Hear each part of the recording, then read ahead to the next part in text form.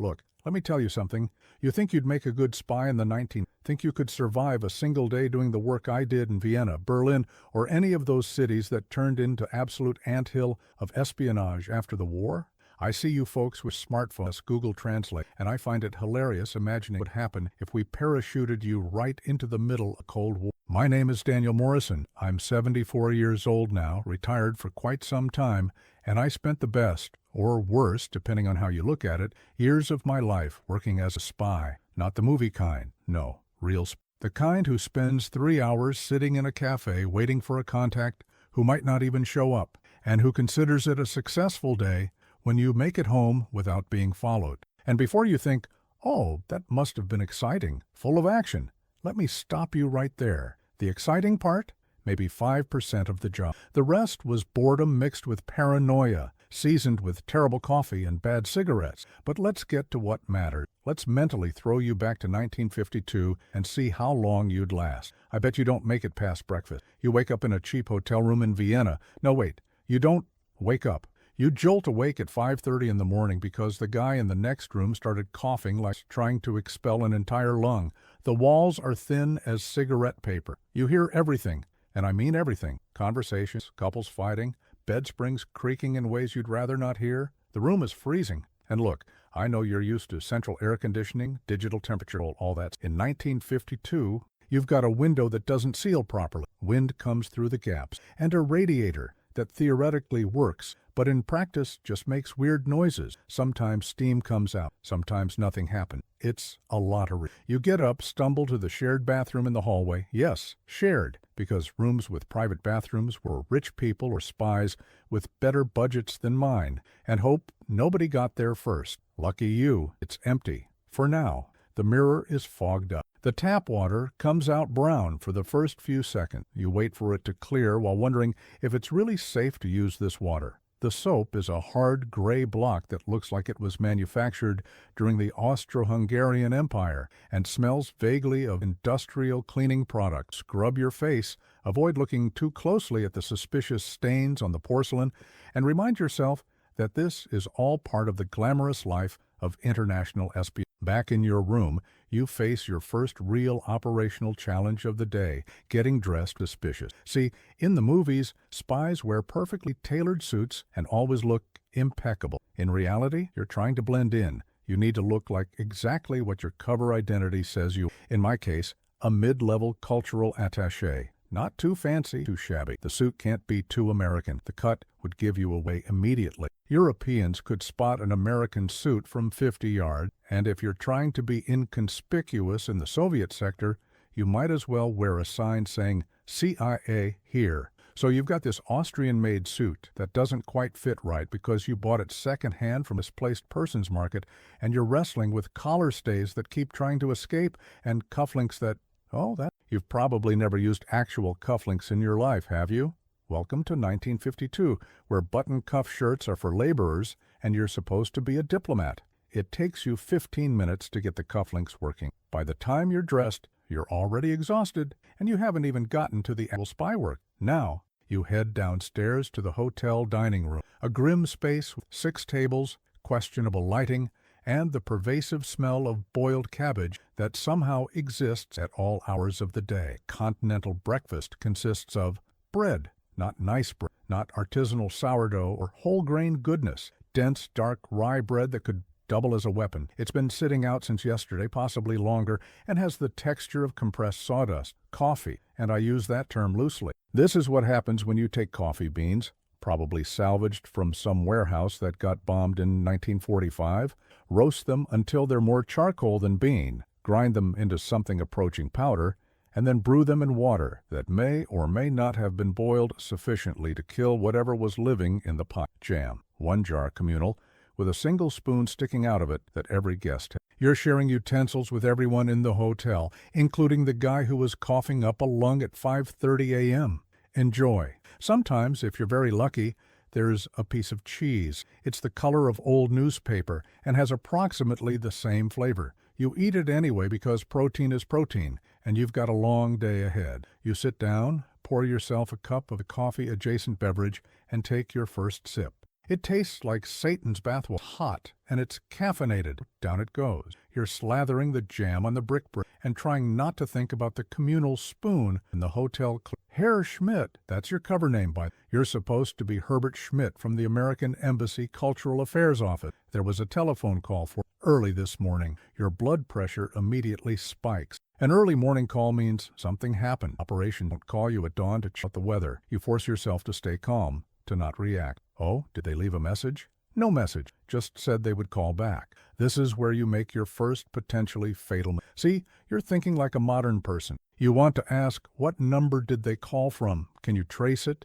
What time exactly was this? But in 1952, the hotel clerk isn't going to have caller ID information. There's no call log. The telephone is a physical switchboard situation, and unless the clerk specifically asked who was calling, a caller actually told them, which no competent would do, you've gotten. So you just nod, say thank you, and go back to your terrible coffee, while internally you're running through about 50 different scenarios. Was it your handler with an emergency? Was it a contact trying to warn you about something? Was it the Austrian police checking to see if you were actually in your room? Or, worst case scenario, was it the NKGB, the Soviet secret police, messing with, letting you know they know where you are? You'll never know. That's the thing about intelligence work in the analog era. You spend half your time dealing with ambiguous information that could mean everything or nothing. You've just got to guess and hope. You finish your breakfast, which is being generous, choke down would be more accurate, and prepare for the day's actual. But first, you need to check for surveillance. Okay, so you think you're ready to leave the hotel and go do some spice. Adorable. First question, do you know if anyone's watching the hotel entrance? No, you don't, because you just woke up, had terrible coffee, and you're focused on your mission objective, not on the fact that there are approximately 17 different intelligence operating in Vienna at any given moment, and at least 3 of them are probably interested in what American cultural attachés are acting. But let's say you remember your training, which was probably a rushed, week-long course taught by someone who had read about surveillance detection in a manual, but never actually done it in a hostile city. You decide to be careful. You're going to check for watchers before you leave. In the movies, this is where you'd peek through the curtains dramatically.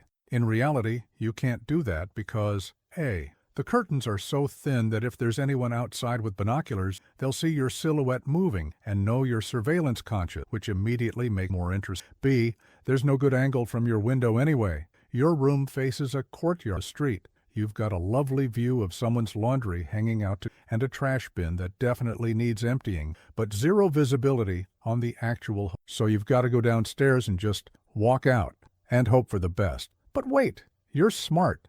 You remember something from training. You're going to use reflections to spot watchers, store windows, car mirrors, that kind of thing. Very clever. You step outside. It's October in Vienna, which means it's cold and damp and gray. The sun is making a half-hearted attempt to break through the clouds, but mostly failing. You're wearing your second-hand Austrian suit and a hat.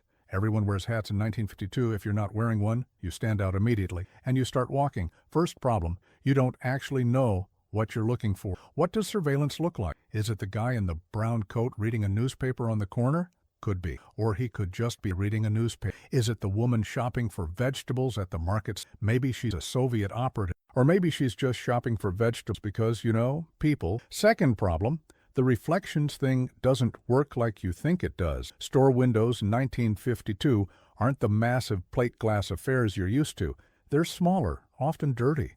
And the angle is all wrong for catching clear reflections of people behind you. That shiny car mirror you were counting, most cars are covered in road grime, and the mirrors are tiny convex things that distort everything. Third problem, even if you did spot someone following you, what are you going to do about it? You can't just pull out your phone and call for backup. You can't duck into an Uber. You can't even Google map your way to the nearest embassy building. You're on your own, on foot, in a city where half the street signs are in German and half are in a weird mixture of 4 different languages because Vienna is occupied by 4 different powers and nobody can agree on anything. So you do what we actually did. You walk. You make seemingly random turns. You stop and light a cigarette. Everyone smokes, so this is normal. And use the time to glance around. You window shop. You tie your shoe. You employ about 15 different tactics from the surveillance detection manual. And by the end of it, you're pretty sure either nobody's following you or someone very good is following you and you can't switch to the same thing from a practical. This whole process takes 45 minutes. You're exhausted, paranoid, and you haven't even gotten to work yet. Let me tell you about one time I spent 3 hours doing a surveillance detection route before a meeting. 3 hours walking in circles around Vienna, doubling back using every trick in the book. I checked reflection. I ducked into buildings and came out different exits. I changed jackets in public bathrooms, the whole 9 yards. Finally, convinced I was clean, I went to my meeting. It was in a little bookshop in the French section. Very clever dead drop situation hidden in the shelf. I'm browsing through books on French poetry, which I don't read by the way, is terrible, looking for the one with my message hidden inside when I hear in English, "A rather elaborate route you took, Daniel." I nearly had a heart attack. Turn around and there's this British intelligence guy named Crawford smiling at the Cheshire. "Were you following me the whole 3 hours and 12 minutes? You're quite thorough. Bit predictable in the second hour, though. You've got to tell. You always check your 6 o'clock using the same shoulder turn." And that's when I realized it doesn't matter how good you think you are. Someone better is always out there. In Vienna in 1952, that someone was probably working for at least 2 intelligence services simultaneously. But let's say you make it to your meeting without having a British intelligence officer mock your tradecraft. Congratulations. Now comes the fun part, actually communicating with your contact without getting both of you arrested. Your contact is an Austrian clerk who works in the Soviet sector administration office. Let's call him Carl. Carl is not cut out for espionage. He's a nervous fellow in his mid-40s who started passing information to the Americans because he hates the Soviets and also because he needs money. Primarily because he needs money, let's be honest. Ideological motivation is great, but cash pays for his daughter's medical. The meeting is set for 10 a.m. in a cafe called Cafe Central. This is a famous Viennese coffee house, gorgeous place, all marble and chandeliers, where intellectuals used to gather before the war. Leon Trotsky hung out there. Freud probably drank coffee there.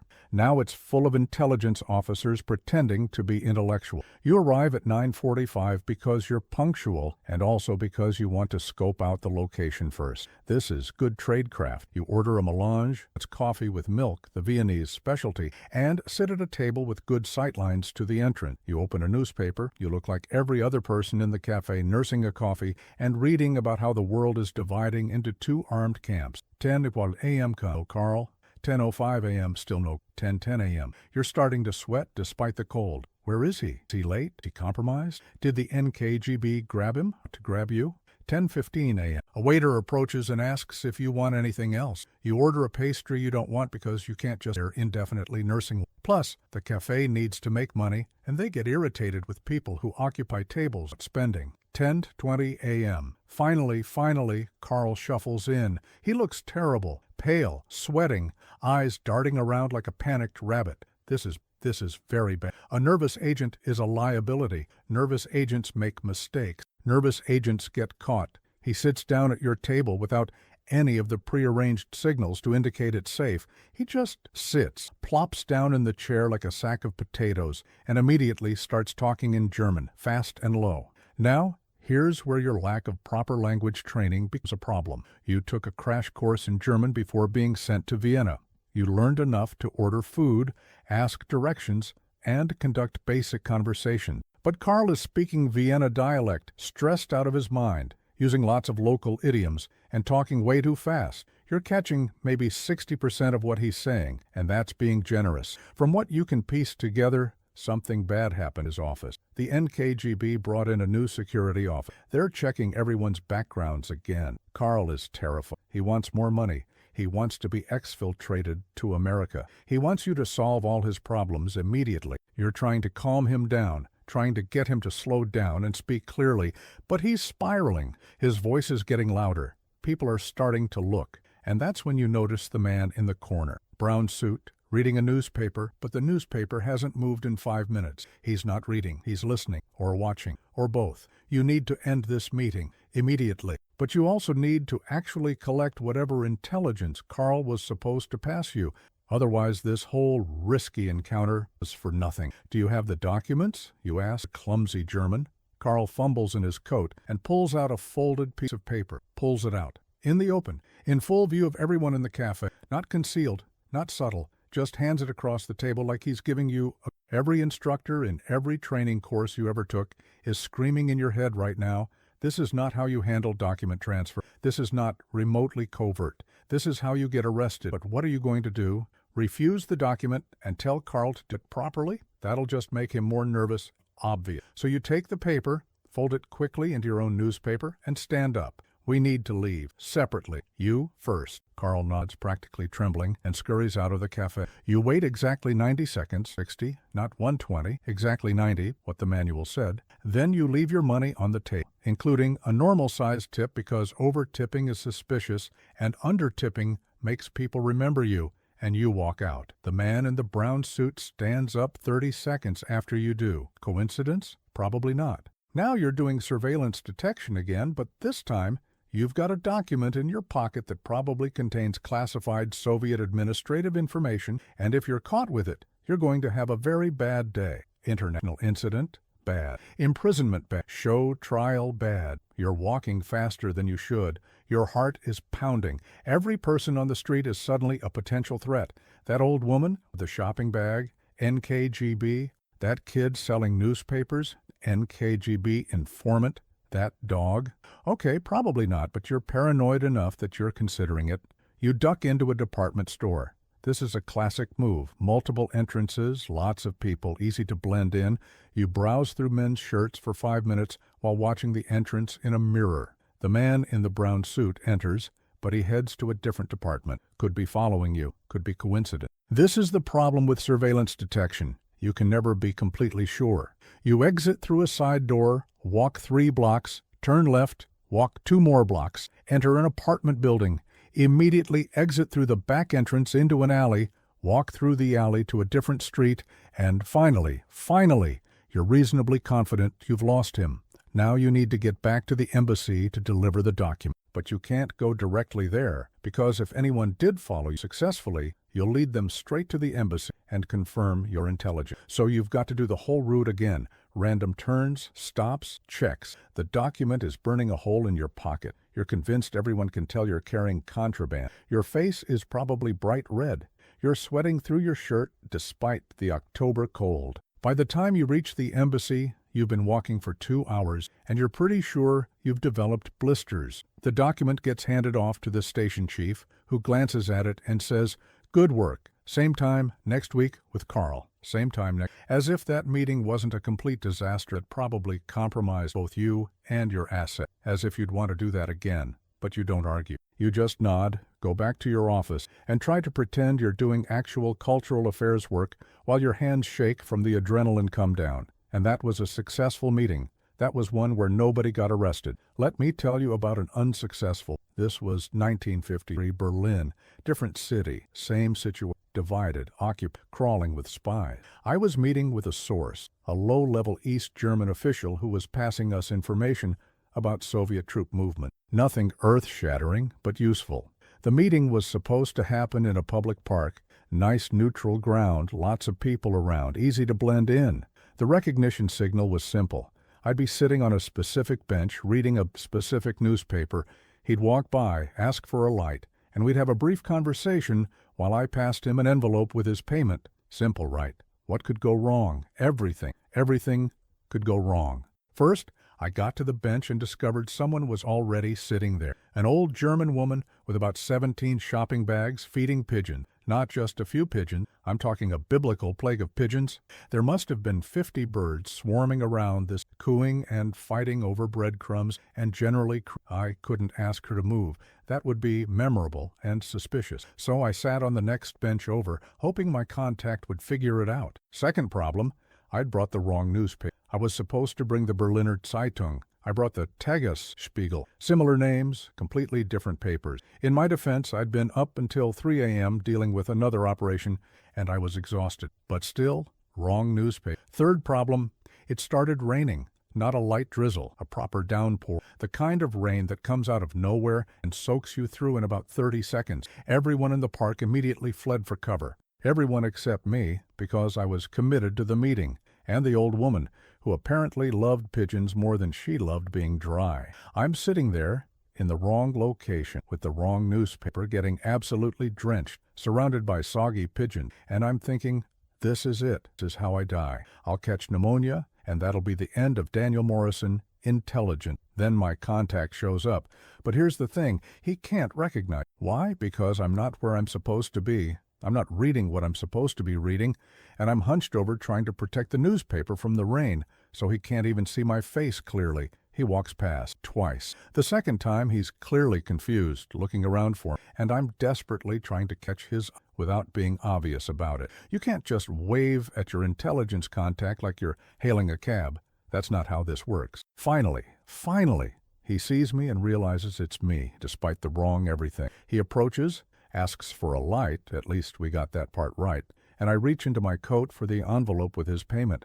The envelope is soaked, completely waterlogged. The paper is disintegrating in my hands. The East German marks inside are probably fine. Currency holds up okay to water, but the envelope itself is basically papier-mâché at this point. I try to hand it to him discreetly, but as I do, the entire bottom of the envelope gives way, and the money just falls out. Just cascades onto the ground in a soggy pile of bills. We both freeze. The old woman with the pigeons is now watching us, because apparently a man dropping a pile of currency in the rain is more interesting than feeding birds. The pigeons themselves are investigating the money, pecking at it, and I'm having a minor heart attack because this is possibly the least covert thing that has ever happened in the history of espionage. My contact, bless him, had the presence of mind to pretend he was helping me pick up money I'd dropped. We both knelt down, gathering up wet East German marks while the pigeons tried to steal them. And the old woman watched us like we were performing street theater. Same place next week, he asked in German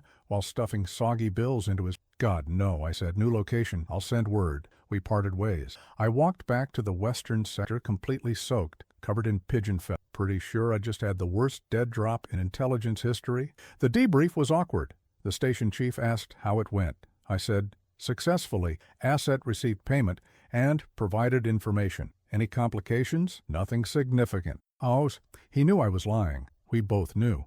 But in intelligence work, as long as the mission technically succeeded, you don't always have to admit that it was a complete disaster along the way. The thing is, these kinds of mishaps happened all the time because we were human beings trying to conduct delicate operations in hostile environments with inadequate equipment and under constant stress. Things went wrong. You adapted, you improvised, and then you tried to learn from it so it wouldn't happen. Though I never did figure out pigeon less interest in espionage currency. Okay. So you by breakfast, avoided surveillance, completed a meeting badly, and now you need to report your findings back to head. In your modern world, this would be simple. Encrypted message, hit send, done in 30 seconds. In 1952, let me introduce you to the communications nightmare that was Cold War espionage. First option, you could send a telegram. Telegrams still existed in the 50s and were actually pretty common for official communication, but, and this is a big but, telegrams go through local telecommunications infrastructure, which in occupied Vienna means they might pass through Austrian, Soviet, British, American, or French hands, depending on where you send from and the routing. Any of those parties telegram, all of them probably will. So you need to encode it, encrypt it with AE, whatever you need to manually encode your message using a code book or a one-time which means getting out your code materials you're not supposed to keep in your hotel room, because what if it's searched? So they're actually in a safe deposit box at a bank in the American sector, which means first you need to go to the bank during business hours. Finding the specific one-time pad page for today's date, these are numbered, and you have to use them in sequence and never reuse. Hence, one time. Manually encoding each word or phrase in your message by looking it up in the code book, doing the arithmetic to add the one-time pad numbers, and writing down the result, double-checking everything, because if you make a math error, the message will be corrupted and headquarters won't be able to read it. Writing out the encoded message neatly enough that the telegraph operator can read your numbers and transcribe them accurately. This process takes approximately 2 hours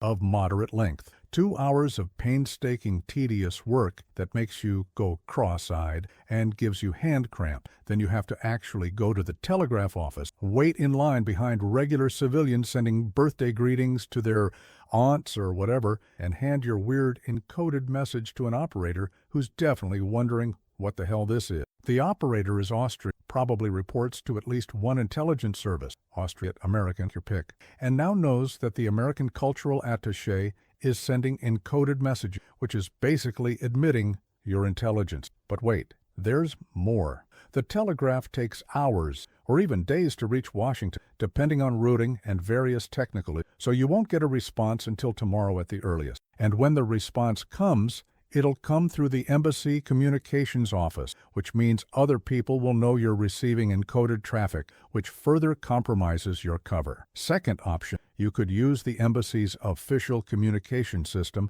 This is more secure in theory, encrypted cable traffic sent via dedicated lines. But it means going to the embassy, accessing the communications center, which requires multiple clearances and signing logs that create a record of exactly when you were there. Finding a free encryption machine, there are never enough, someone's always monopolized. And then encoding your message using that day's key setting. The encryption machines in the 50s weren't computers, they were mechanical devices, literal machines with rotors and wiring. The American ones were based on technology adapted from captured German Enigma machines. You had to set the rotors manually according to daily key sheet, and if you set them wrong, your message would be scrambled garbage that nobody could read. I once spent 45 minutes encoding a message, sent it, and got back a response that just said, "Previous message unreadable. Verify key settings and resend." Had to do the whole thing again. Turned out I'd set rotor number 3 to position J instead of position I. One little error,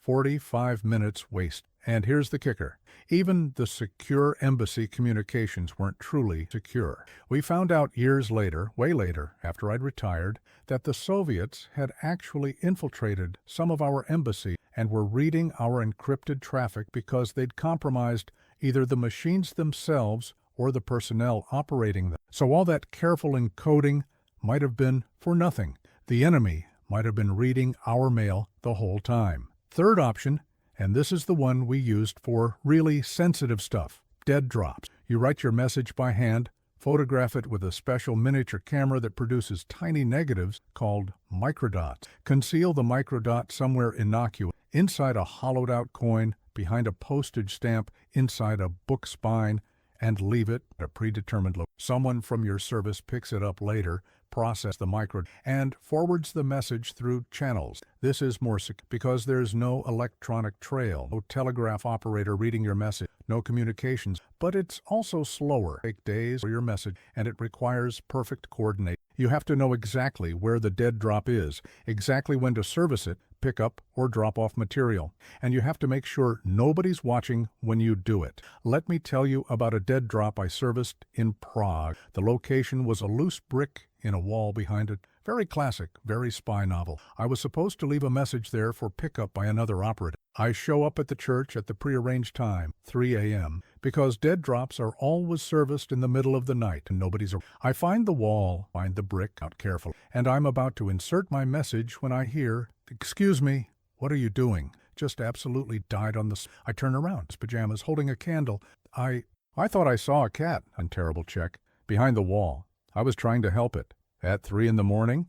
By removing bricks from my church wall? It was stuck, I insisted, doubling down on the stupid lie. The cat. We stared at each other for a long moment. He clearly knew I was lying. I clearly knew he knew. But what was he going to do? Call the police and report that an American was vandalizing church masonry at 3 a.m.? Would lead to questions neither of us wanted to. Finally, he just sighed. There is no, I admit, there is not. Go away. Don't come back to my church. That seems fair. I left. Never did service that dead drop. Had to set up an alternative method to pass the message, which took another 3 days to arrange. The priest never reported me, as far as I know, probably because the last thing a Czech priest in 1953 wanted was to get involved with intelligence services from any country. But that's the thing about Cold War communications. It was all so fragile, so dependent on things going right, so vulnerable to random. A priest with insomnia could blow your op. A telegraph operator could be a Soviet spy. An encryption machine could be compromised. There was no secure, reliable, fast way to communicate, and you just had to deal with it. Meanwhile, headquarters would send you messages saying things like, "Require immediate update on Soviet troop movements in Sector 7," and you wanted to write back, Immediate? Nothing is immediate. It takes me 2 hours to encode a message and 3 days for it to reach you. Adjust your expectation. But you couldn't say that. You just grumbled quietly and did the work. Now, compare that to your world. You can send an encrypted message instantly from anywhere in the world. You can verify the recipient's identity, digital signature. You can be reasonably confident, sort of, that your communication secure. You take all that for granted, and yet we managed somehow to run intelligence operations and win the Cold War, which either means we were very good at what we did or very lucky, possibly both. You know what's weird about being a spy? You can't just be a spy.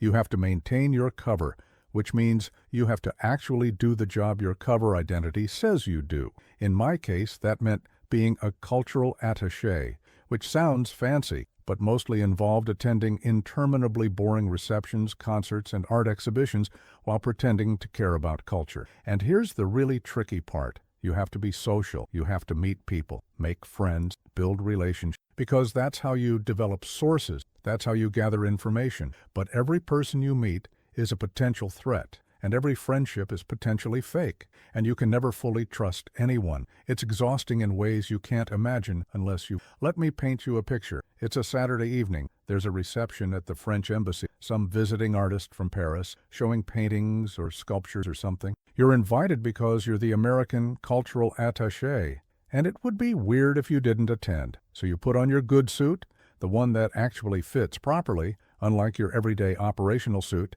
and you go.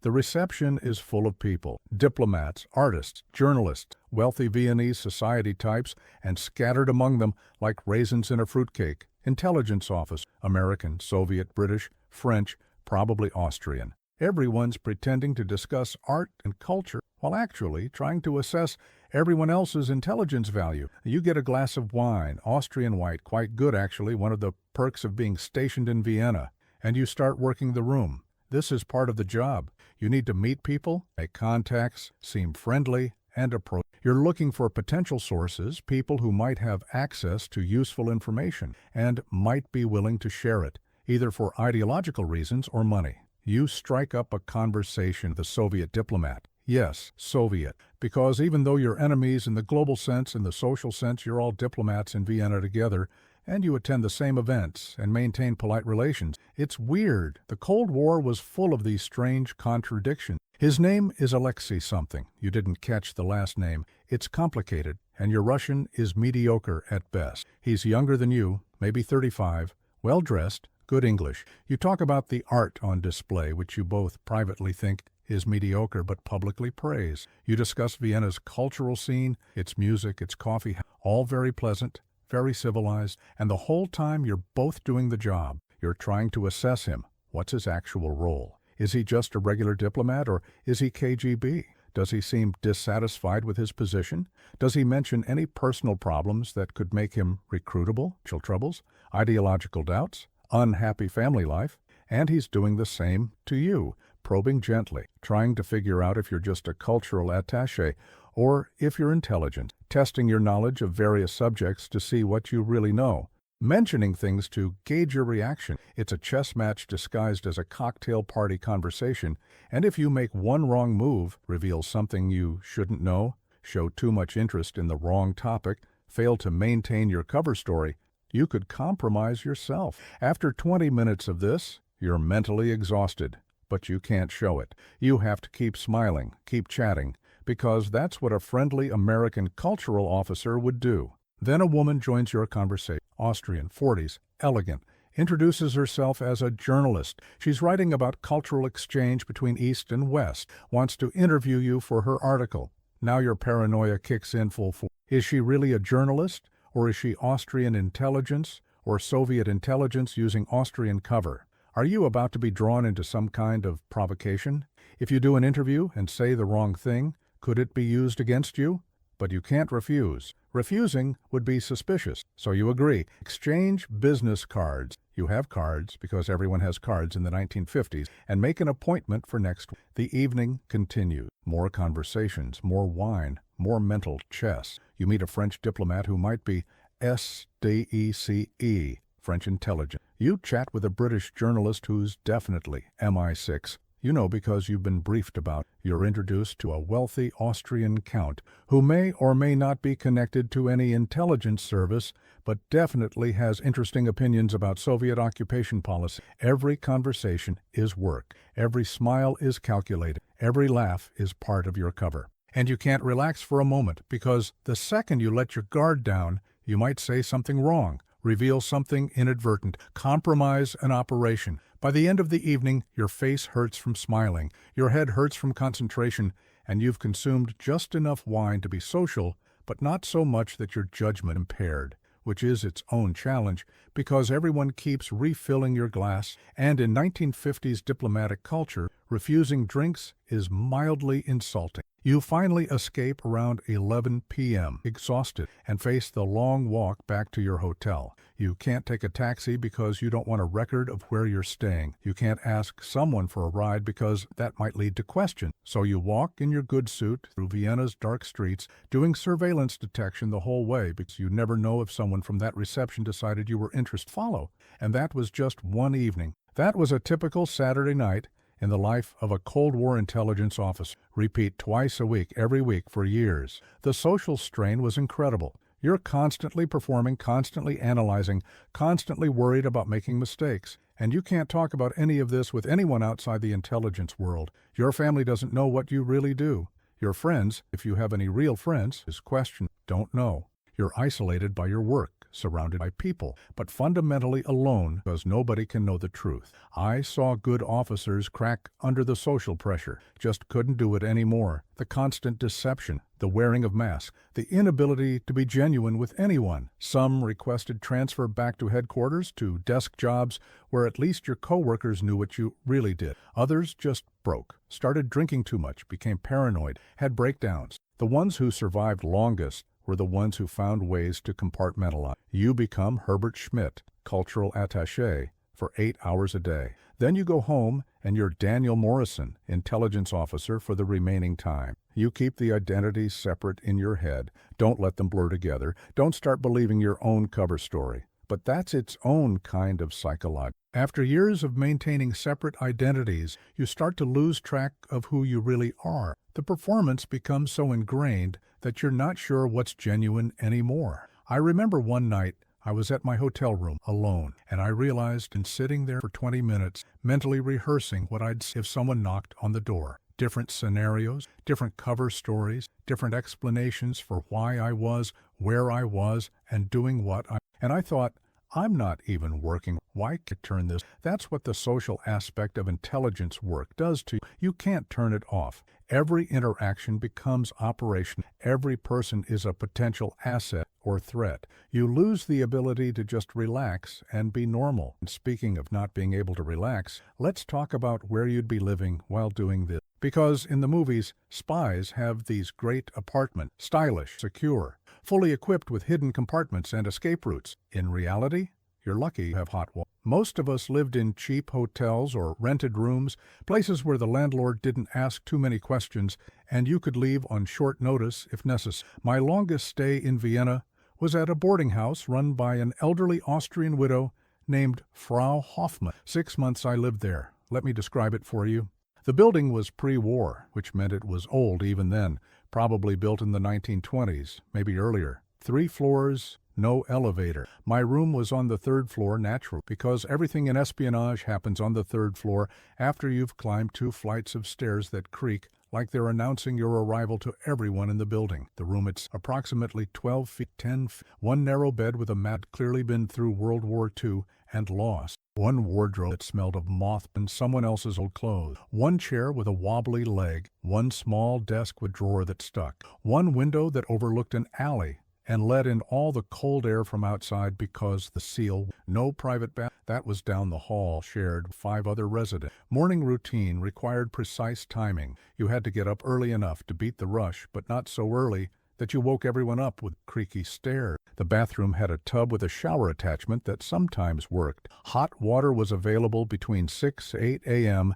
and again from 6 to 8 p.m. Outside those hours, cold showers only. And in a Viennese winter, let me tell you, cold showers are character-building experiences you don't want. Heating was a ceramic tile stove in the corner of the room that ran on coal. Yes, coal. You had to light it yourself, required skill, because European coal in the 50s wasn't the neat briquettes you might be imagining. It was actual lumps of coal that you had to position correctly with kindling and get the fire going just right. Otherwise, the room filled with smoke and set off Frau Hoffmann's internal alarm system. She'd come bustling up 3 flights of stairs to scold you about fire safety and ventilation. Herr Schmidt, you must open the window when you light the stove. You will suffocate. Then who will tell your embassy that their cultural attaché died in my boarding house from coal smoke? Very bad for my reputation. So you'd light the stove with the window open, which defeated the purpose because all the heat went outside, and you'd spend the evening freezing until the fire got going properly, and you could close the window. The stove only heated your room, by the way. The hallway was unheated. The bathroom was unheated. Going to the bathroom at 3 a.m. in a Viennese winter was an Arctic expedition requiring mental preparation and, possibly, a coat. Food. There was a communal kitchen on the ground floor that residents could use. One stove, shared among everyone. Cooking required timing and negotiation. You couldn't just decide to make dinner whenever you wanted. You had to coordinate with the other residents, wait your turn, and make do with whatever equipment was available. Most nights I just ate at cheap restaurants or cafes rather than deal with the kitchen politics. And here's the thing that would drive you completely insane. You couldn't personalize the space. You couldn't put up pictures or posters or anything that might reveal your identity or interest. The room had to remain anonymous, generic, because it might be searched at any time by Austrian police, Soviet intelligence, your own people checking up on you. Anyone, really. The paranoia was constant. I kept my actual operational material, code books, one-time pads, invisible ink, special cameras, hidden in dead drops around the city. Never in my room. Too risky. But that meant whenever I needed something, I had to go retrieve it, use it, and return it to the drop. Every task took 3 times longer than it should have. The other residents were interesting. There was a Hungarian refugee couple in the room next to mine. They'd fled during the '56 uprising, this was a few years into my posting, and were waiting for visas to somewhere, anywhere. Very sad. They argued constantly in Hungarian, which I didn't understand, but you didn't need to understand Hungarian to know they were miserable. Across the hall, a Polish man who claimed to be a traveling salesman. He probably was, but he also asked too many questions and showed too much interest in everyone's business. I figured he was probably reporting to someone. Polish intelligence, Austrian police, maybe even the Soviets. So I maintained polite distance and told him absolutely nothing. Ground floor, 2 elderly Austrian women who'd lived there since before the war and spent most of their time gossiping about everyone else in the building. They knew everyone's business, just every coming and going, remembered every visitor. They were better surveillance than any intelligence. I was always extremely careful and maintained my cover story meticulously because anything I said would be discussed, analyzed, potentially. Frau Hoffmann herself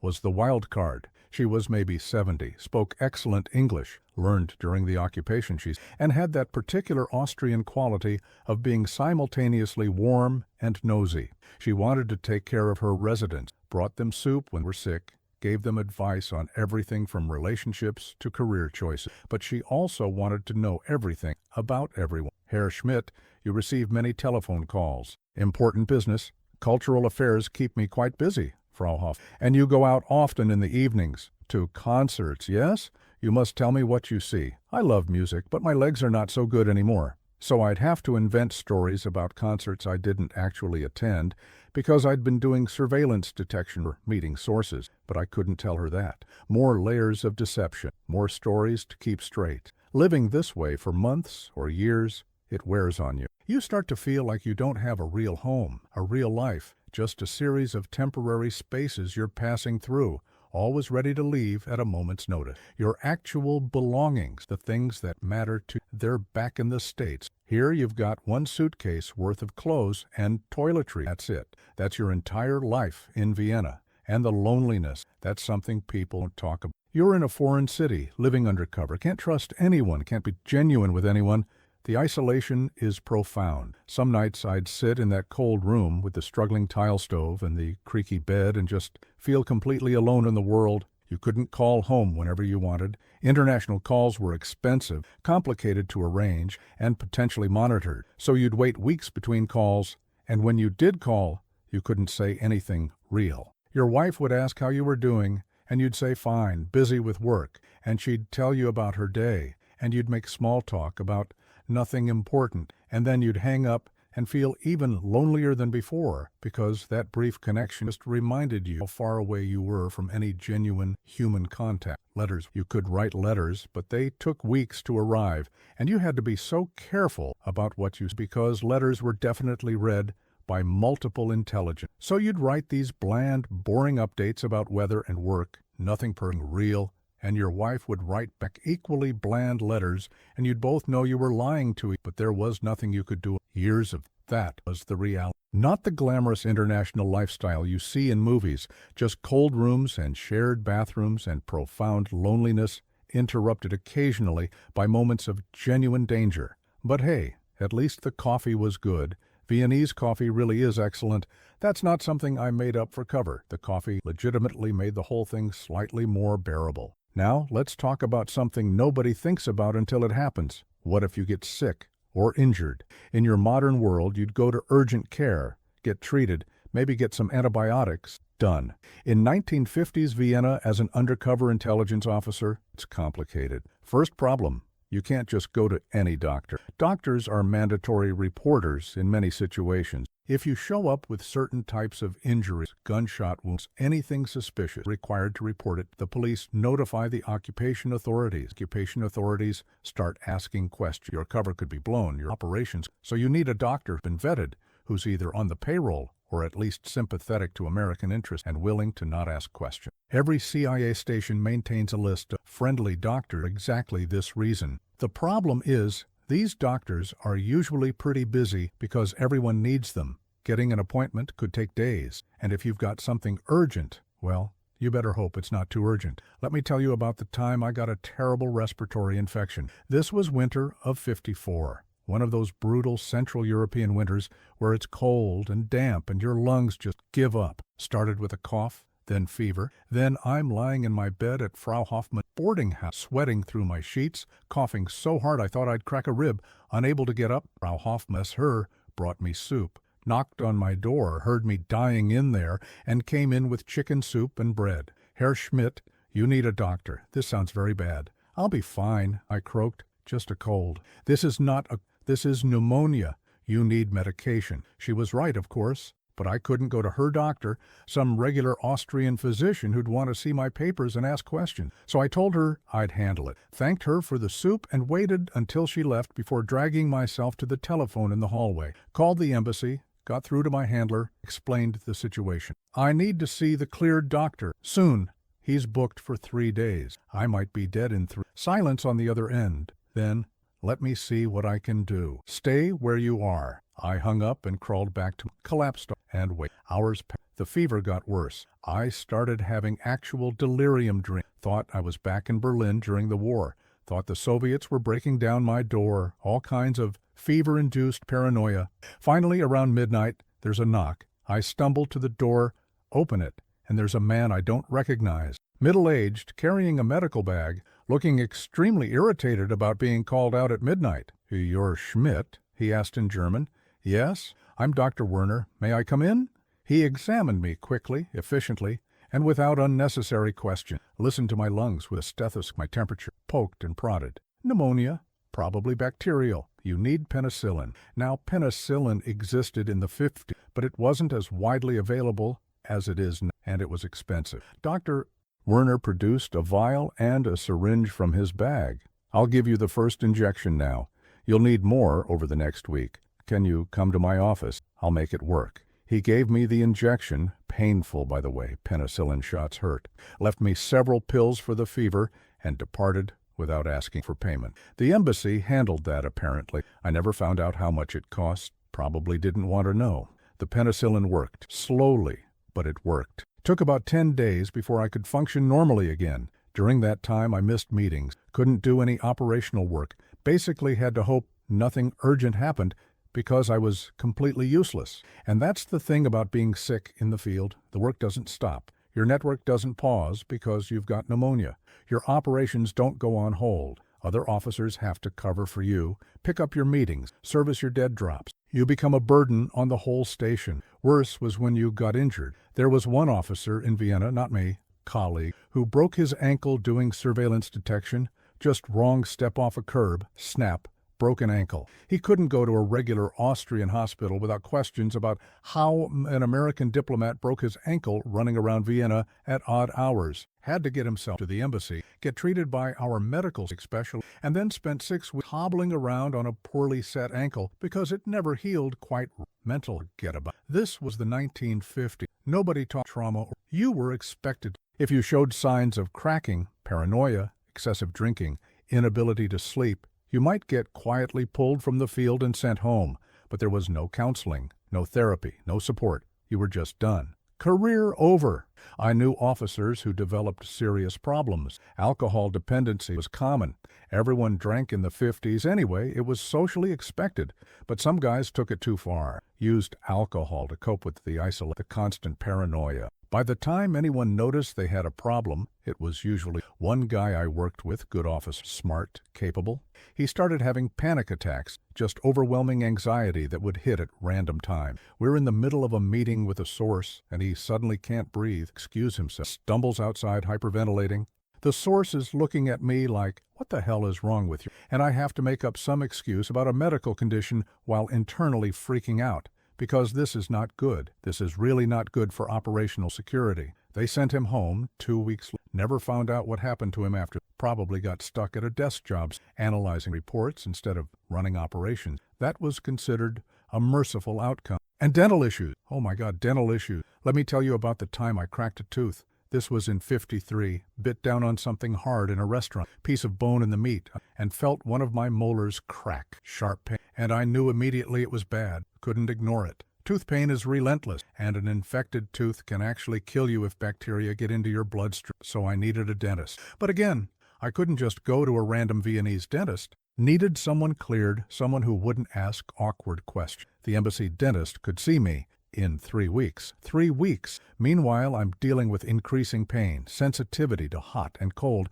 and the constant fear that it's going to get infected before I can get it treated. I managed to get an earlier appointment, string pull. But even so, 10 days of tooth pain while trying to conduct Try maintaining your cover and doing surveillance detection when you've got a throbbing toothache. Try having a calm conversation with a potential source when your tooth feels like someone's driving a nail through it. The dentist eventually did a root canal, which in the 1950s was even more unpleasant than it is now, and that's saying something, and I spent the rest of that week basically non-functional, face swollen, high on whatever pain-killing drugs they had back then, unable to do any work. All of this to say, if you got sick or injured doing this job, it wasn't like calling in sick at your office job and staying home to watch TV. It was a complicated operational problem that potentially compromised your effectiveness and your cover. You couldn't show weakness, couldn't admit you were struggling, had to keep functioning no matter what. And the long-term health effects? Nobody thought about that at the time,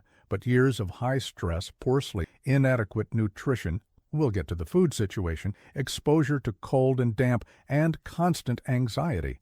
It takes a toll. A lot of Cold War intelligence officers developed health problems in later life, heart disease, high blood pressure, stress-related conditions. The job aged you. I'm 74 now, and I've got problems that directly trace back to my time. Bad knee from all the walking and running I did, chronic bronchitis from that bout of pneumonia, and too many years of secondhand smoke in cafes. Hearing problems from, well, that's classified, but let's just say some operations were loud. These are the souvenirs of the work, but at least I survived. Some guys didn't. And I don't just mean the ones who got killed by the other side. I mean the ones who died from stress-induced heart attacks at age 45. The ones who committed suicide because they couldn't handle the isolation and paranoia anymore. The ones who drank themselves to death. The casualty rate for intelligence officers wasn't just about enemy action. It was about the job itself wearing you down, breaking you until there was nothing left. So, yeah, the medical situation in 1950s espionage, you definitely wouldn't survive. One bad illness and you'd be calling for an airlift home, begging for proper medical care, and maybe some therapy while you're at it. Let's talk about food, because you need to eat to survive, and eating in 1950s occupied Europe as an undercover intelligence presented challenges. First, understand that Europe was still recovering from the war. Rationing had only recently ended in most places. Supply chains were disrupted. Fresh food was sometimes scarce. And the quality of what was available varied wildly depending on where you were and what season it was. Vienna, being a major city and the seat of four-power occupation, was better off than rural areas. You could get food, but get food doesn't mean get food you'd actually want. Your typical daily diet looked something like this. Breakfast, as we discussed, bread that could double as construction material, questionable coffee, maybe some jam, occasionally an egg, but eggs were expensive and not always available. The bread was usually rye, very dense, very dark, good for your digestive system, theoretically, hard on your teeth, definitely. Actually, let me tell you about the bread situation in more detail because it's weirdly important. European bread in the 50s wasn't like the soft, fluffy stuff you're used to. It was serious bread, heavy, dense, made to fill you up and last for days without going stale, which it did because there was no preservative technology. Stale bread was a fact of life. You learned to dunk it in your coffee to soften it up. Very European. Very sad if you thought about it too much. Lunch. If you were doing operational work, you often skipped lunch or grabbed something quick from a street vendor. Sausages were common.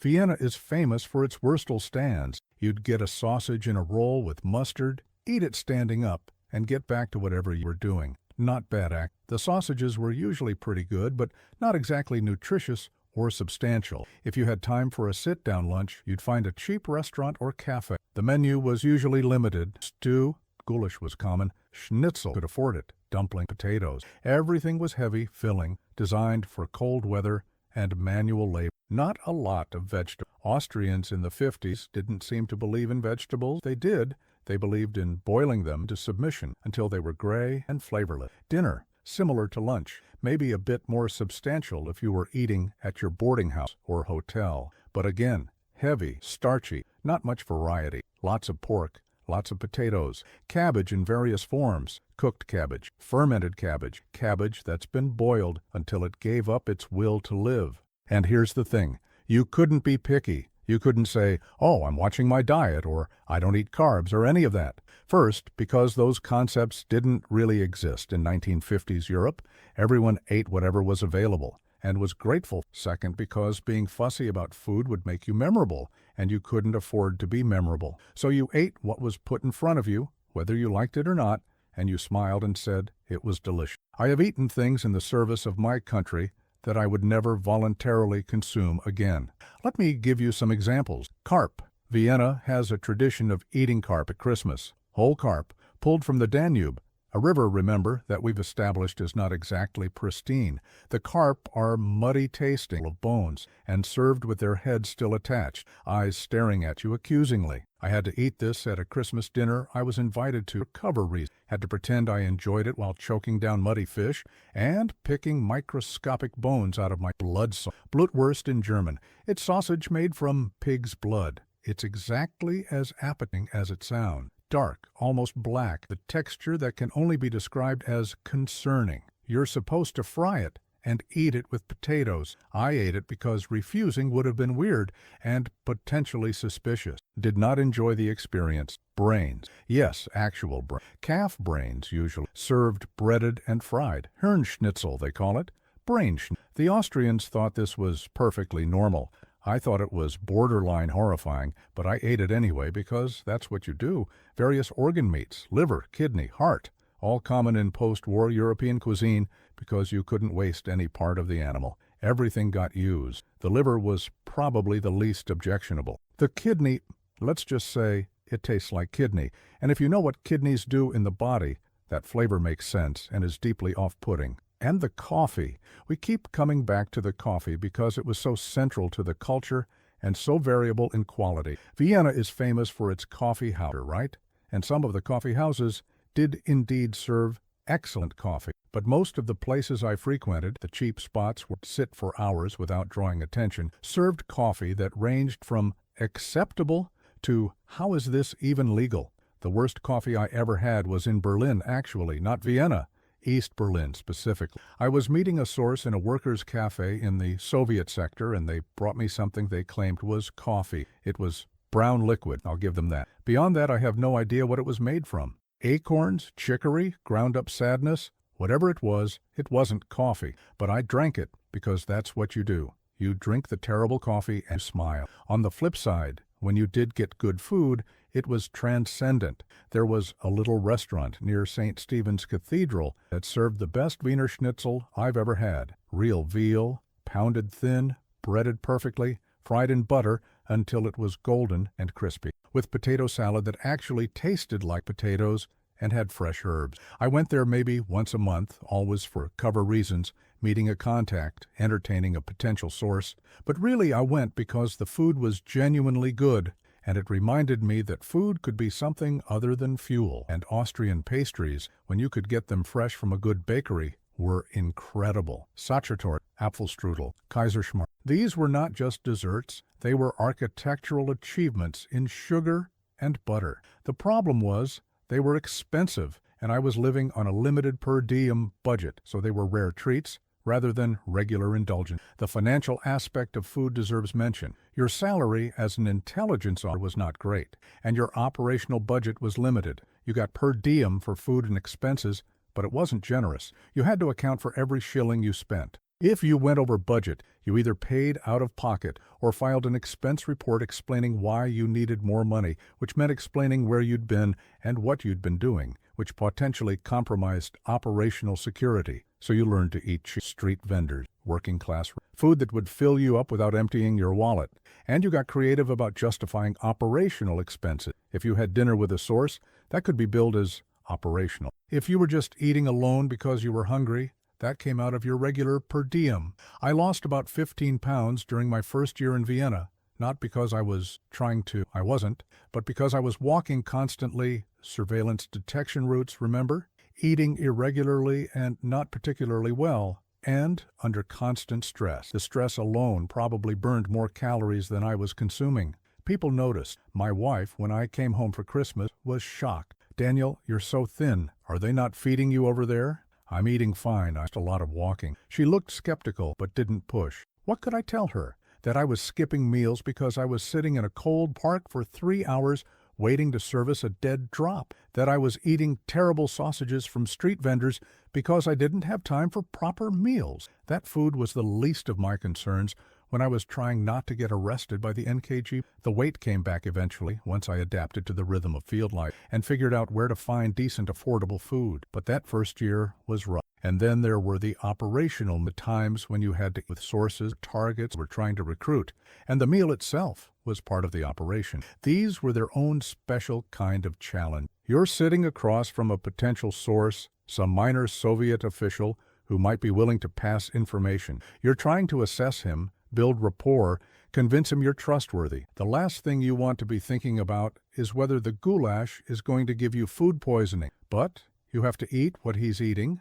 Not eating suggests either you're worried about being poisoned, paranoid, or you think the food isn't good enough for you. So you eat whatever's put in front of you, make appreciative noises, and you keep the conversation going, while mentally cataloging everything he says and trying to steer the discussion toward operationally use. I once had a 4-hour dinner with a potential source who wanted to eat at a traditional Hungarian restaurant. 4 hours, multiple courses. The food was intense, very spicy by 1950s European standards, very rich, very heavy. By the end of the meal, I was uncomfortably full and mildly concerned about my digestive system's ability to process what I'd just consumed. But I'd also successfully recruited him, so it was worth the aftermath. Let's just say I spent the next day in my unheated shared bathroom at the boarding house, deeply regretting my life choices and questioning whether intelligence work was really worth this kind of suffering. It was. Probably. Maybe. The jury's still out. Anyway, the food situation in 1950s Cold War Europe. You wouldn't survive it. You'd take one look at the blood sausage, say, absolutely not, and immediately book a flight home where you could get a burger and fries and food that doesn't require moral courage to consume. We need to, or really the absence of Because you're used to living in a world where you have powerful computers in your pocket, instant communication with anyone anywhere in the world, and access to basically all of human knowledge through the internet. In the 1950s, we had pencil. Really good pencils, I'll grant you, but still just pencil. Let me walk you through what your operational technology would actually consist of. 1.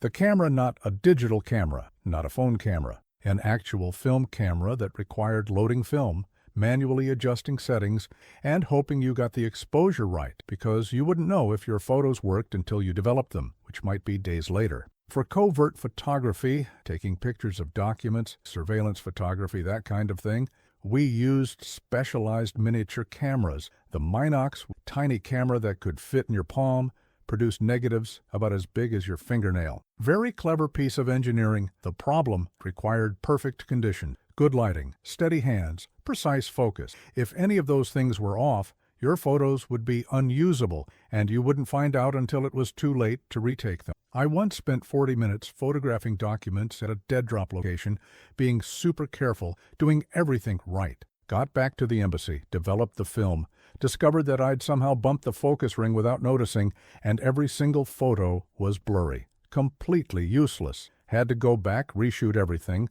which doubled the risk of being caught. Not ideal. Also, the flash. If you needed flash photography, and sometimes you did, especially for documents in poor lighting, you couldn't use modern subtle flashes. You had flash bulbs, disposable glass bulbs that produced one bright flash and then had to be replaced. Very noticeable, very loud, very much the opposite of covert. So most of the time, you worked without flash, which meant you needed really good available light or long exposures, which meant you needed a tripod, or at least a steady surface. And do you see how complicated this is getting?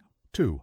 The tape recorder. Forget about digital recording, voice memos on your phone, anything like that. If you wanted to record a conversation, you needed a reel-to-reel tape recorder. The portable ones, which supposedly designed for field use, weighed about 15 pounds and were the size of a briefcase. Subtle? Reliable? Sometimes. The tape itself was fragile, could break, could degrade, could get tangled in the mechanism. The recording quality was mediocre at best. Background noise would often drown out the conversation you were trying to capture. And battery life was terrible, maybe 2 hours on a full charge. And batteries were big, heavy, and expensive. I once had to record a meeting with a source in a cafe, brought my portable recorder hidden in a briefcase, set it on the table, tried to position it so the microphone would pick up our conversation. The source looked at the briefcase and asked, "What's in there?" "It sounds like it's humming." "Papers," I said quickly. "Work documents." "Your work documents hum?" "It's a ventilation thing. Keeps them dry." He didn't believe me, obviously. Nobody would believe that. But he continued the meeting anyway, probably thinking I was the world's worst spy. Accurate, but the money was good enough to overlook my incompetence. 3. The radio for actual field communication, agent-to-station emergency contact. We used radio, shortwave radio specifically. You had a transmitter, receiver set, code books for encoding messages, and a prayer that atmospheric conditions would allow your signal to get through. The radio sets were not small. The portable version fit into a suitcase, weighed 40 pounds, required an external antenna, which a string up somewhere out a window or up in a tree, and needed either wall power or a car battery to operate. Setting up and operating one of these things required training, practice. You had to encode your message using your one-time pad, transcribe it carefully into Morse code because radio transmissions, not voice, was too easy to intercept and identify. Then tap it out on the transmitter key while hoping nobody was direction finding your signal. Direction finding. The other side could detect radio transmissions and triangulate where they were coming from. If you transmitted from the same location repeatedly, they'd figure out where you were. So you had to move locations constantly, set up in different places, never establish a... This meant schlepping a 40-pound suitcase around Vienna, finding secure locations with power access, and a place to string an antenna, setting everything up, sending your message, which took 10 to 15 minutes for even a short message because Morse slow, then tearing everything down and moving to a different location before anyone showed up to invest. Exhausting, time-consuming, and you had to do it regularly because that was your lifeline to headquarters. 4. The telephone. Let's talk about phones. You'd think phones would be useful, right? Just call people, have conversations, coordinate operations. Wrong. First problem? Phones weren't private. Party lines were still common. Multiple households sharing the same phone line, able to listen in on each other's conversations. Even dedicated lines weren't secure. Wiretapping was trivially easy with 1950s technology. Everyone assumed all phones were tapped because they probably were. So you couldn't discuss operational matters on the phone, couldn't give real names, real locations, real anything. Every phone conversation was conducted in code, using prearranged phrases that meant something other than what they appeared to mean. "I'll meet you at the usual place for coffee" might mean "emergency meeting at dead drop location 7, immediately. The weather has been lovely lately" might mean "operation proceeding as planned, no complications."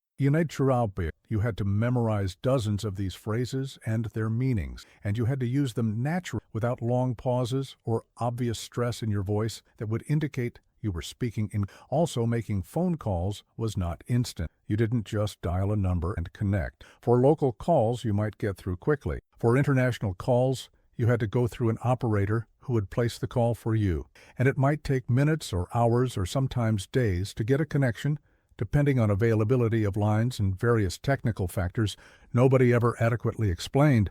I once spent 6 hours waiting for a phone call to come through from Washington. Sat in a phone booth, yes, an actual phone booth, because making the call from my hotel or the embassy would create a record of it, feeding coins into the slot every few minutes to maintain my reservation, waiting for the operator to connect me. 6 hours. The call, when it finally connected, lasted 3 minutes. 3 minutes to transmit the information I needed to share, then disconnect quickly before the line could be traced. That's a 6-hour investment for a 3-minute conversation, but that was just how it worked. 5. Encryption code materials. All of your communications had to be encrypted. We've talked about this already, but it bears repeating because the physical reality of encryption in the 50s was so different from what you're used to. You had code books, literal codes, thick volumes that had to be kept secure, protected from being photographed or stolen, and eventually destroyed when they were retired or compromised. These books were heavy, conspicuous, and if you were caught with one, it was immediate proof you were engaged in espionage. You had one-time pads, sheets of paper with random number sequences used to encode messages. Each sheet could only be used once, one time, then had to be destroyed, usually by burning. Watching people burn one-time pads was always slightly nerve-wracking. What if you didn't burn them completely? What if someone could reconstruct them from the ashes? So you'd burn them, then crush the ashes, then flush them or scatter them, making absolutely sure no trace. You had invisible ink, various chemical formulae that allowed you to write secret messages on innocent-looking paper. These were finicky. The ink could fade if the chemicals weren't stable. The writing could become visible if exposed to the wrong temperature or humidity. You'd write a message in invisible ink, let it dry, then write an innocent cover message over it in regular ink. The recipient would treat the paper with the proper chemical, heat, iodine vapor, whatever the ink required, and the secret message would appear. Very James Bond. In practice, it was tedious and unreliable, and I never fully trusted that the message would actually remain invisible during transit. All of these materials, cameras, radios, encryption gear, everything had to be kept hidden in use, usually in dead drops around the city, sometimes in embassy safes. Security was tight enough. You couldn't just leave this stuff in your hotel room. Way too risky. So whenever you needed something, you had to go to the dead drop location, conduct surveillance detection to make sure you weren't followed, retrieve the material, use it wherever you were using it, return it to the dead drop. Do surveillance detection again on the way back every single time for every piece of equipment. It added hours to every operation. 6. Information research. No Google, no Wikipedia, no instant access to information. If you needed to know something, background on a person, history of a location, technical information about literally anything, you had to go to a library and look it up in actual books. Or you had to ask someone and hope they knew and hope they wouldn't remember later that you'd asked, and wonder why an American cultural attaché needed detailed information about Soviet military command structure. Intelligence files were physical files, folders of papers, photographs, reports. If you needed information from a file, you had to physically access the file, read through it, and take notes. The files were kept in locked filing cabinets in secure embassy rooms. Accessing them required signing logs that recorded exactly when you were there and what files you accessed. No quick midnight searches through computer database. Everything was slow, physical, traceable. I remember spending an entire afternoon reading through files trying to find one specific report from 6 months earlier, going through folder after folder, reading document after document, until my eyes crossed and I'd forgotten what I was looking for. Finally found it. 15 pages of single-space typed text that I had to read, comprehend, and take relevant notes from without photocopy, because also that afternoon of work would take you maybe 5 minutes now with the search function. 5 minutes versus 4 hours. That's the efficiency gap we're talking about. 7. Transportation and navigation. No GPS, no ride-sharing apps, no real-time traffic. You navigated with physical maps, paper maps that you had to learn to read properly, that became outdated as streets changed or were renamed. This happened frequently in post-war Vienna as different sectors reorganized things that got worn and torn, eventually illegible. You got around by walking mostly, sometimes trams or buses if you needed to move faster or cover longer distances, occasionally taxi if you were in a hurry or needed to break surveillance, mostly walking. And you had to know the city, really know it, not just major streets, but back alleys, courtyards, buildings with multiple exits, shortcuts through apartment blocks. You couldn't pull out your phone and punch in direction. You had to have it all in your head. I spent my first month in Vienna doing nothing but walking around, learning the layout, memorizing routes, street by street, block by block, building the mental map that would let me navigate quickly and lose surveillance effectively. It was necessary, but incredibly time-consuming. Lost? You couldn't just check Google Maps. You had to ask for direction, which meant revealing you didn't know your way around, which was potentially suspicious for someone who lived and worked in the city. Or you pulled out your paper map, which made you look like a tourist and also potentially suspicious depending on where you were.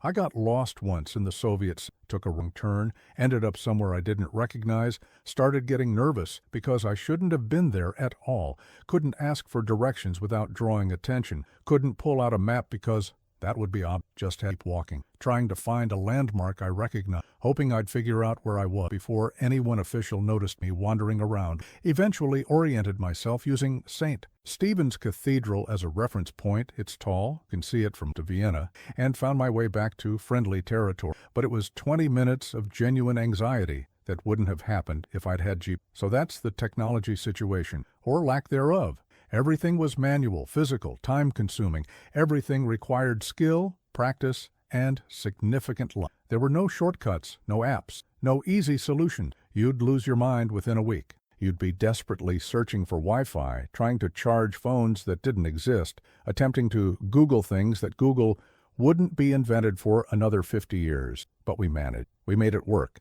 Because you work with what you have, and what we had was ingenuity, training, and a high tolerance for tedious manual processes, and really good pencils. I mentioned the pencils, right? We had excellent pencils. Let's talk about the psychological reality of the work. Not the glamorous spy thriller, psychological stuff, clever mind games, strategic deceptions, all that. The actual everyday paranoia that came from knowing that multiple intelligence services were actively trying to identify, follow, compromise, or kill you. Because they were. That wasn't paranoia in the clinical sense. That was just reality. Think about living your life knowing. The NKGB, Soviet, had officers whose full-time job was identifying Western intelligence office. The Austrian police had an intelligence division that tracked foreign operatives. The British having American operatives, ostensibly allies, but still. The French had their own intelligence goals that didn't always align with American objectives. Various Eastern European services operated in Vienna, and probably some Austrian civilians were reporting to one or more of these services because everyone needed money and information paid. You were surrounded by potential watchers, informants, and threats. Every interaction had to be evaluated for risk. Every person you met was potentially trying to compromise. Every place you went, a trap. This does things to your mind. You start seeing patterns that might not exist. That person you've seen twice in different locations, are they following you, or do they just live and work in the same parts of the city?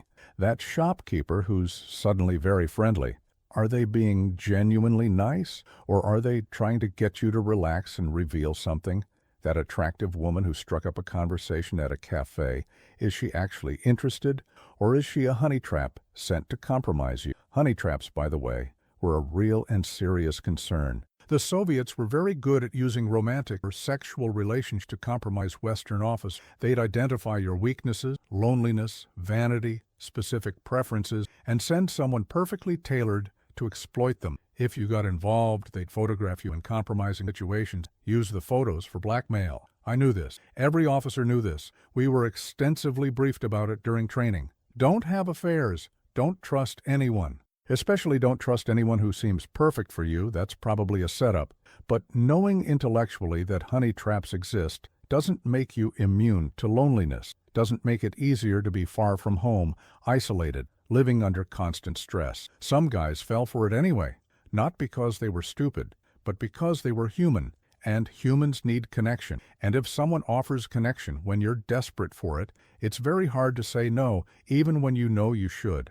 I never got honey-trapped, but not for lack of opportunity. There was a woman, called herself Katya, claimed to be a displaced Polish refugee who showed up at several of the same cultural events I attended, always seemed to be sitting near me, always struck up conversations, always found reasons to extend our interactions. She was attractive, charming, and absolutely too good to be true. I was polite but distant, never agreed to meet her privately, never gave her any opening. It was genuinely difficult because I was lonely. She was offering exactly what I wanted: companionship, conversation, connection, and saying no required constant willpower. After about 2 months, she stopped appearing at events. Never saw her again. Probably got reassigned to a different target who seemed more promising. I later found out through station gossip that she was indeed NKGB, and 2 other officers had been compromised by her or people working with her. That's the paranoia. Everyone who shows interest in you is potentially an operational threat. Every friendship could be a setup. You can't trust anyone outside your immediate intelligence circle, and even within that circle, you're vaguely suspicious because maybe there's a mole, maybe someone's been turned, maybe your own service is running an operation on you to test your loyalty.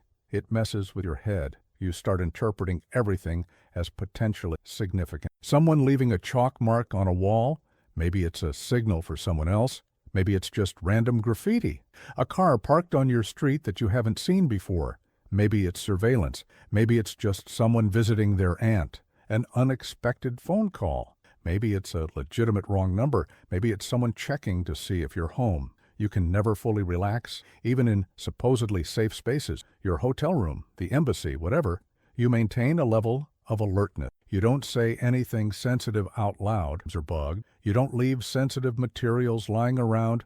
Rooms are searched. You don't fully let down your guard. Sleep becomes difficult. You're tired all the time but can't sleep properly because your mind won't shut off. Every noise in the hallway outside your room makes you alert. Every car on the street below might be someone watching. You lie awake running through operations, replaying conversation, wondering if you made mistakes, worrying about whether your network is compromised. I averaged maybe 5 hours of sleep a night during my time in the field, usually broken into chunks. A few hours, then awake for a while, then maybe another. Never deep, restful. Always that edge of awareness, ready to snap fully awake if anything seemed wrong. The paranoia affected everything. I stopped enjoying food because I was always vaguely worried about being poisoned. Unlikely, impossible. The Soviets did occasionally poison people. I couldn't enjoy social events because I was constantly scanning for couldn't enjoy walks through beautiful Vienna being surveillance detection. Couldn't enjoy anything because my brain was always working, always calculating, always suspicious.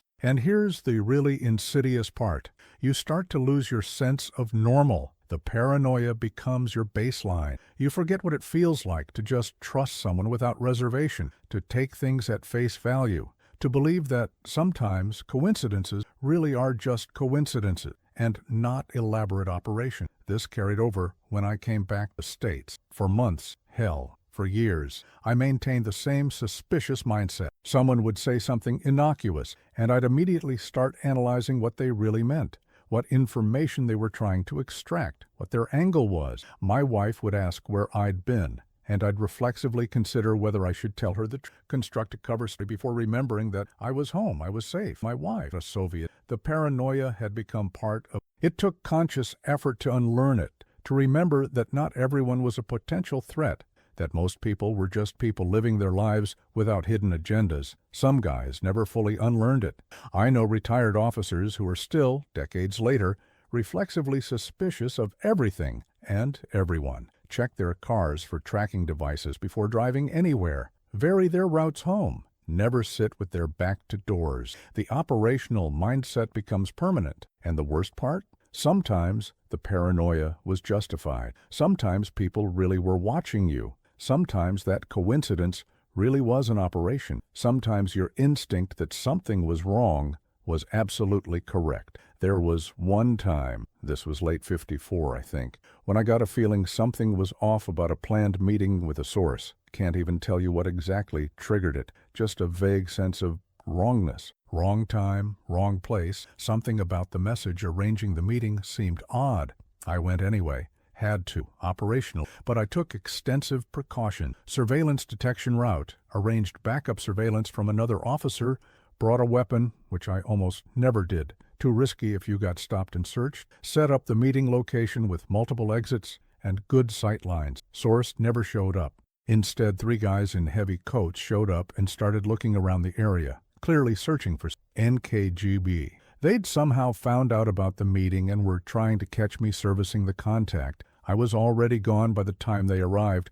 My paranoia had kept me far enough away that I could watch the location without being in it. The source was arrested the next day. Turned out he'd been compromised, pressured into setting up that meeting as a trap. If I'd been less paranoid, less suspicious, I'd have walked right into it. So the paranoia was both pathological and necessary. It degraded your mental health while also keeping you alive. Welcome to intelligence. We're at about 15,000 words now, so let me bring this home with some final thoughts on why specifically you, yes, you, person reading this in whatever comfortable environment you're in with your smartphone and your climate control and your instant access to food and information, would not survive one day as a 1950s intelligence officer, not because you're soft, though you probably are by our standard, not because you lack courage or dedication, maybe you have those qualities, but because the entire context of the work so uncomfortable, so relentlessly demanding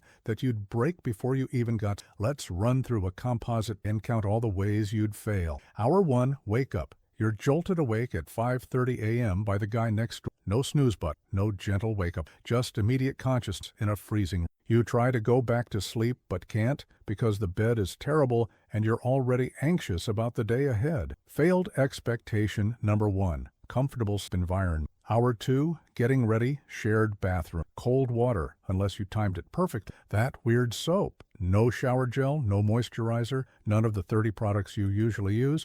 You're supposed to look presentable, but not memorable, which requires a level of grooming precision you haven't. Failed expectation number 2, basic hygiene conveniences. Hour 3, breakfast, terrible coffee, rock-hard bread, communal jam spoon. You want to check your phone for news and messages. You don't have a phone. You don't have anything except the bread and your thought. You're already considering catching the next flight home. Failed expectation number 3, palatable food and connectivity.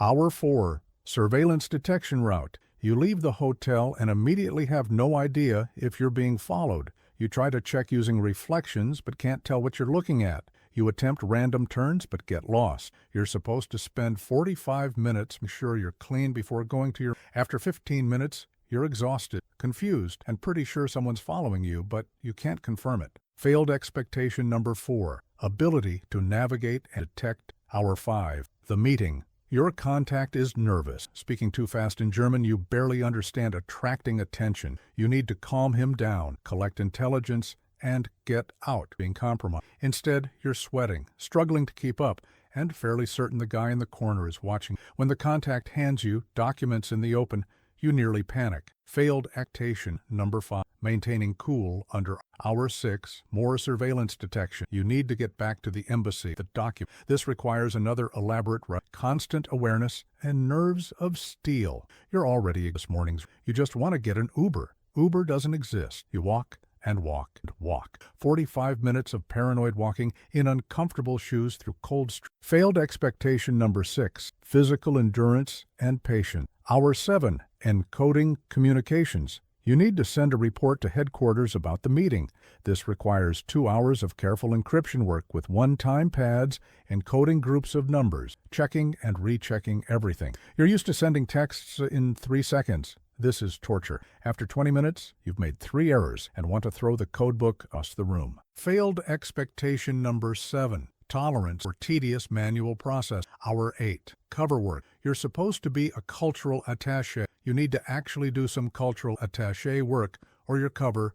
This means attending a gallery opening, small talk about art you don't care about with people who may or may not be intelligence officers trying to assess you. You're exhausted, stressed, hungry because you skipped lunch, and have to pretend to be enthusiastic about Viennese expressionism. Failed expectation number 8. Maintaining cover under exhaustion. Hour 9. Evening operation. There's a dead drop you need to service tonight. This means waiting until after dark, doing another surveillance detection route, finding the location, a loose brick in a wall, removing the brick without being seen, leaving your material, replacing the brick, and getting away clean. It's cold, it's dark, tired. Someone walks by and you nearly have a heart attack. Failed expectation number 9. Functioning effectively while exhausted and stressed. Hour 10 to 12. More walking. You can't go straight back to your hotel from the dead drop. Too obvious. You need to walk around for an hour or so, varying your route, making sure you're clean. You're now so tired, you're stumbling. Your feet hurt, you're cold, you're hungry, you're pretty sure you've developed several blisters. You desperately want to just call a car service. That's not possible. You walk. Failed expectation number 10. Sustained physical activity without modern conveniences. Hour 13. Back at the hotel. Finally, you're back in your room. You want to collapse. But first, you need to check if anything's been disturbed while you were gone. Someone always searches your room. Routine. Then you need to review your notes from today and commit important details to memory. Then you need to burn the one-time pads you used. Then you can finally try to except you can't sleep because your mind is racing, reviewing everything you did today, worrying about mistakes, planning tomorrow's operation. Failed expectation number 11. Ability to actually rest and recover. And that's one day, one relatively routine day, without any major crises or emergency situation. Now imagine doing that day after day, week after week, month after month. No breaks, no time off. Holidays don't exist in intelligence work. In fact, holidays are when you work even harder because that's when other people let their guard down. Christmas in Vienna, you're working. New Year's Eve, you're working. Your birthday, working. Your wedding anniversary, you're not even in the same country as your spouse, so working. The physical toll alone would break you. Constant walking, irregular meals, insufficient sleep, stress, exposure to cold and damp. Your body would start falling apart. The psychological toll would be worse. The paranoia, isolation, constant deception, inability to be genuine with anyone. Your mind would crack, and we haven't even gotten into the truly difficult parts. What if someone got killed because of a mistake you made? What if you had to make a call that sacrificed one asset to protect another? What if you discovered your own service was running an operation against you to test your loyalty? What if you were compromised and had to burn all your contacts and operations? These weren't theoretical scenarios. These were things that actually happened to intelligence officers, and you had to deal with them without psychological support, without proper resources, without the ability to call home and hear a reassuring voice. You'd last maybe 3 days, probably less. You'd develop a convenient medical condition that required evacuation home, or you'd make a mistake that got you PNG'd, declared persona non grata, and kicked out of the country. Or you'd just walk into the station chief's office and say, "I can't do this," and get reassigned to some desk job in Washington. And that would be okay. Most people couldn't do the work. The ones who could were either exceptionally suited to it by temperament and training, or they were a bit damaged in ways that made the work bearable. Sometimes both. I fell somewhere in between. I could do the work, did it for years, had some successes, and avoided major, but it parts of my mental health I've never cost me time with family that I never get, cost me a sense of normalcy, took years to rebuild. Was it worth it? I think so, most days. I think so. We were fighting the Cold War, trying to prevent World War III, working to keep the Soviets contained until their system collapsed under its own weight. The work mattered. The intelligence we gathered and the operations we conducted contributed to eventual Western victory. But the individual cost was high. And it would be infinitely higher for you because you don't have the training, the temperament, the tolerance for discomfort that we developed. You're a product of a softer era. And that's not an insult, it's progress. Society shouldn't need people like we were, but it means you couldn't do what we did. So be grateful you're living now and not then. Be grateful for your smartphone, your GPS, your instant communications, your comfortable bed, your easy access to food and information and health care. Be grateful that intelligence work has evolved to the point where officers have support system, technology, and resources we could only dream of, and maybe, just maybe, spare a thought for the old guys like me who lived through the Cold War years, who did the work with inadequate tools and constant danger, who came home changed by experiences we could never fully share. We were there, so you wouldn't have to. That's something. Retired now, living in suburban Philadelphia, married to the same woman who tolerated my years abroad with remarkable patience. Our kids are grown. I've got grandchildren who think Grandpa's stories about the old days are boring until I tell them about the time I almost got caught by the Soviet. And then, suddenly, they're interested. The world is different now. The Cold War ended. The Soviet Union collapsed. New threats emerged. Terrorism, cyber warfare, things we couldn't imagine in the 50s. Intelligence work continues, but it's changed, evolved, adapted to new technologies and new challenges. Sometimes young intelligence officers ask me for advice. Was it really like? How did you handle the stress? What should I know? I tell them, it's harder than you think it'll be, and different than training suggested. You'll make mistakes. You'll be scared. You'll question whether you're cut out for it. That's all normal. But if you believe in the work, if you understand what matters, if you can develop the mental toughness to keep going when everything is difficult, then you might. But mostly, be grateful for the technology you have now. Be grateful for the support systems and resources and training that we didn't have. Use every advantage you've got because the adversaries are using theirs, and this game has always been about who adapts better to changing conditions. And then I send them off to do work I'm too old for now, in a world that's both more complex and more manageable than the one I operated in. The stories I've told you, the terrible coffee, the freezing rooms, the constant paranoia, the physical hardship, all true. Maybe I've embellished some details for dramatic effect. Maybe I've forgotten some specifics after 74 years of life, but the essence is accurate. That's what it was really like. Could you survive it? No, probably not. Almost certainly not. But it's a useful thought experiment, isn't it? Helps you appreciate the life you have and the progress we've made. Helps you understand that the old days weren't better. They were just different and mostly harder. Stay grateful, stay curious, and maybe learn a little operational tradecraft just in case. You never know when you might need to detect surveillance or encode a message or determine if someone's running an operation against you. Probably never, but maybe. The world's still a complicated place after all. Now, if you'll excuse me, I need to go. My coffee's getting cold. Actual good coffee, not the terrible stuff from Vienna. And there is a detective show on TV I like to watch. These modern fictional spies always get everything wrong. Entertaining. Stay safe up, and remember, everyone really is watching. But now they do it with computers instead of standing on street corners, which I suppose is progress. Sort of.